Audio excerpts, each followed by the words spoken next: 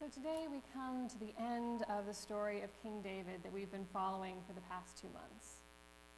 David was the second king of the nation of Israel that was formed when all 12 tribes banded together into a single kingdom. The story began with prophetic and ominous overtones. The people of Israel insisted that they wanted a king to govern them, and although they received a king, they also received stern warnings from Samuel that things would not go well for them under a monarchy. A king would take their sons and send them to war. A king would take their daughters to his palace. A king would take the best of their fields and their animals and their harvests and their labor. The people would regret that they asked for a king. And in that day you will cry out because of your king, whom you have chosen from yourselves, Samuel told them. Samuel was right. Though it really shouldn't take a special connection to God to be concerned that if a man is given absolute power without repercussions, then it could be a very easy thing for him to begin to abuse that power, even if he started out with good intentions. David did indeed start out with good intentions. He was clever and resourceful. He was charismatic and quick to make allies in King Saul's court. Everyone is impressed by the defeat of Goliath. Everyone is impressed by his strategic and effective military leadership. Everyone is impressed by his skill with poetry and music. He had so much potential to do good things for his people. And yet I'd be willing to bet that if we took a poll to ask people the first thing that came to mind when they thought of David, it would be his defeat of Goliath, an event that occurred when he was very young, many, many years before he became king. We don't remember David for being a king because he was pretty mediocre at that job. When he became king, it didn't take long for him to become drunk with power. He sent men off to fight the wars he had once led, while he remained comfortably at home. He lived in a house of exotic imported cedar and was well settled before it occurred to him that he should build a temple. He took at least 7 wives and unnumbered concubines.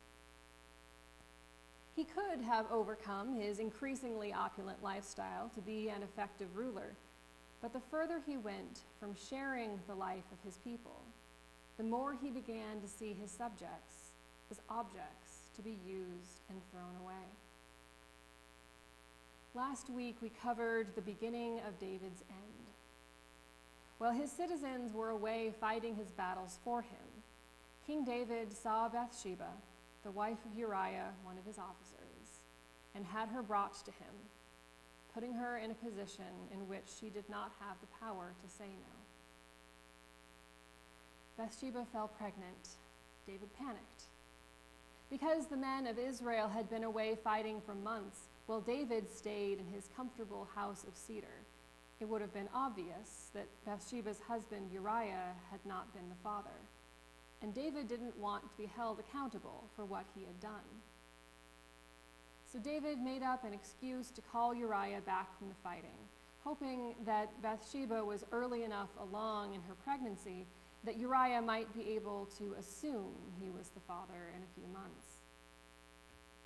Inconveniently for David, Uriah was a better man than David was, and refused to go home to his wife and sleep in comfort even for a night or two, not while the men fighting under him were sleeping in tents. And so David sent Uriah back to the war, literally carrying his own death sentence.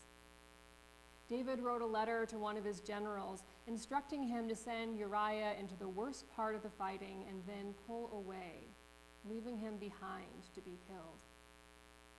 Uriah himself handed that letter to the general, not knowing its contents. Uriah was a dead man, and a dead man cannot speak up to say that it is impossible for the child his wife carries to be his. Our second reading this morning comes to us from the second book of Samuel, chapter 11, verse 26, through chapter 12, verse 10. Hear now the word of the Lord.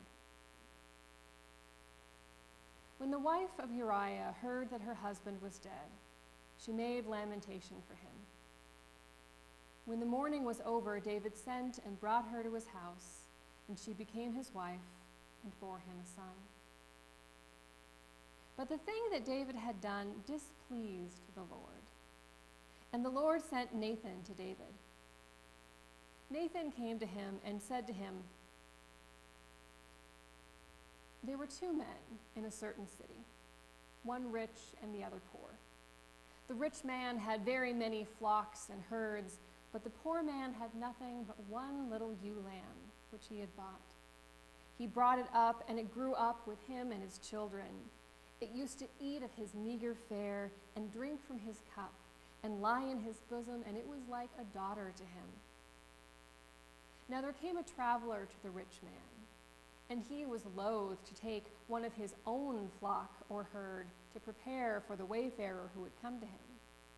But he took the poor man's lamb and prepared that for the guest who had come to him."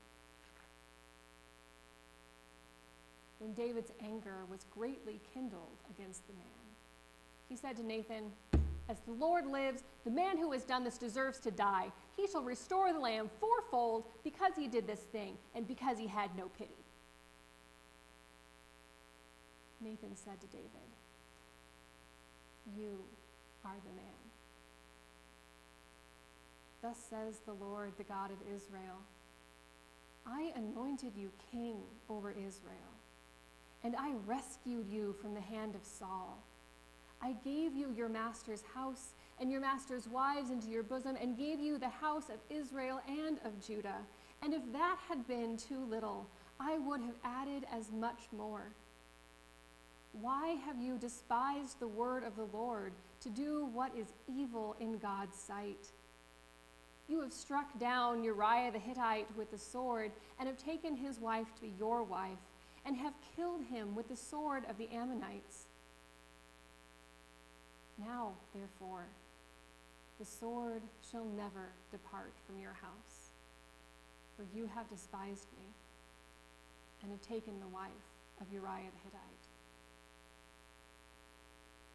This is the word of the Lord. I can't imagine how terrifying it must have been for Nathan to approach David. It is one thing to call out a friend for mistreating someone. It must be another matter entirely to call out a king for rape and murder, when that king could just as easily have you killed as hear you out. Speaking the truth can be a hard thing. When we looked at the story of David and Bathsheba last week, I mentioned that their story is often presented in art and film and even within the church as some kind of love story at best, or more often as a story of two people committing adultery together, perhaps because Bathsheba seduced the king. Any of those stories would be easier to hear and easier to have as part of our history. But the text itself does not present any evidence of a love story or of adultery or of seduction. What the text does present is an unflinching condemnation of David's actions, not Bathsheba's actions, not their actions jointly, but David's actions alone. In Nathan's parable, the little ewe lamb does not wander off into the rich man's arms, nor does she come when called. The ewe lamb is stolen from a man who loved her and is killed. After Nathan makes David realize the weight of what he has done, David says, "I have sinned against the Lord." The statement is true. He has sinned against the Lord. But he has also sinned pretty egregiously against Bathsheba and against Uriah. I wish that he had realized that. I wish that David had been brought to justice. But of course, as the king, he was already the highest power. There was no one with the authority over him to sentence him for his crimes, not even Nathan. David does face consequences. His sons learn from their father what it means to have power, and they go on to attack and torture and kill their subjects and each other until the newly formed kingdom of Israel is torn into two by brothers fighting for succession. God may forgive David for his sins, but that doesn't mean that they never happened or that they won't have consequences. Everything goes downhill for David from this point. Because he no longer strives to be an honorable man, his top concern is no longer the well-being of his people, and he is no longer setting the example for his advisors or his court or his subjects to do what is right in the eyes of God. We deserve leaders who are honorable people. We deserve leaders who are capable of admitting when they have made mistakes and who are capable of giving real apologies and who are willing to put in the work to make things right. Without that example, it should be no surprise when people further down the food chain take a casual attitude towards ethics. Reverend Kate Mackworth Fulton writes, "What would our lives, our society look like if instead of isolating ourselves, waiting to be called out for our past and not so past failures, we allowed God's grace to call us irresistibly inward, in toward authentic community, in toward repentance and reparation, in toward redemptive relationships, in toward healing and wholeness? Do we surround ourselves with courageous truth-tellers like Nathan, or do we avoid criticism at any cost? Are we looking with clear eyes at the roads our ancestors traveled, or choosing to put on blinders with the words, 'But I'm not like that,' or 'But now things are different'? I may talk to God like Nathan, but I can't say that I've ever spoken with a world leader. So speaking truth to power isn't exactly something that shows up in my day planner on a regular basis, to put it mildly. As a pastor, fun fact, I cannot legally tell you which political candidates I endorse. But I do keep a personal practice, or at any rate, I try to keep a personal practice, of speaking truth about power. It would be easy to refer to someone like David by a string of rude words, the most polite of which might be stupid face, one of my favorites. It would be very easy to fall into the cultural habit of name-calling the politicians or the people in general that we don't agree with, brushing them off as old or fat or ugly or uneducated or clumsy or hard to understand. But whether or not those epithets are accurate, they don't usually present a real problem in the way that their policies or votes or actions might. It's more productive to name the problems we have with others than to shove them into a box labeled idiot and close the lid. If I were to tell you that David is my least favorite figure in the Bible because he was a dumb jerk, that wouldn't be very helpful or descriptive. Honestly, it wouldn't be relevant to much of anything at all. If I were to tell you that David is my least favorite figure in the Bible because he was a rapist and a murderer who showed no regard for the many people he had killed, and because I resent the way that his actions are often justified, so that he can retain the reputation of being a superhero and a righteous and holy man, then we can have a conversation about the way we tell stories to be easier to hear, and maybe about how hard it is to balance the legacy of someone who did great things, but also terrible things.